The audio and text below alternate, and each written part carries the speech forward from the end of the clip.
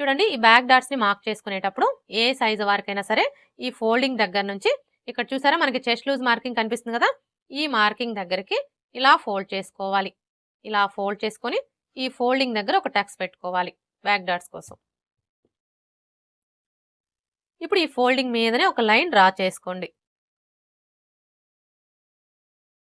ఇలా డ్రా చేసుకున్న తర్వాత ఇప్పుడు డాటు పొడవుని మార్క్ చేసుకోవాలి. ఈ డాటు పొడవు వచ్చేసి ఏ సైజు వారికైనా సరే 4 ఇంచులకి మార్క్ చేసుకుంటే సరిపోతుంది. ఒకవేళ మీ బ్లౌజ్ పొడవు బాగా ఎక్కువగా ఉందనుకోండి, అంటే 16 ఇంచులు 17 ఇంచులు అలా ఉందనుకోండి, అలాంటప్పుడు 4.5 ఇంచులకి మార్క్ చేసుకోండి. అదే మీ బ్లౌజ్ పొడవు బాగా తక్కువగా ఉందనుకోండి, అంటే 13 ఇంచులు 12 ఇంచులు అలా ఉందనుకోండి, అలాంటప్పుడు 3.5 ఇంచులకి మార్క్ చేసుకోండి.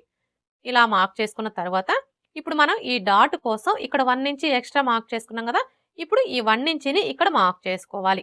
అంటే ఈ మార్కింగ్కి ఇటువైపున 1/2 ఇంచు అలాగే ఇటువైపున 1/2 ఇంచి ఉండేలా మార్క్ చేసుకొని ఈ విధంగా లైన్స్ ని డ్రా చేసుకోండి.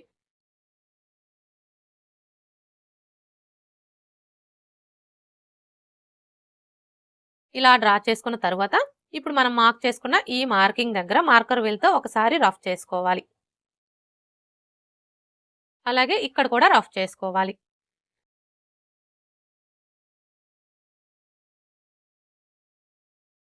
ఇలా రఫ్ చేసుకొని ఈ చెస్ట్ లూజ్ మార్కింగ్ దగ్గర ఒక టక్స్ పెట్టుకోవాలి. చూసారా మార్కర్ వీల్తో రఫ్ చేసుకున్నాము అంటే కింది వైపునున్న క్లాత్ కి మార్కింగ్ అనేది పడిపోతుంది.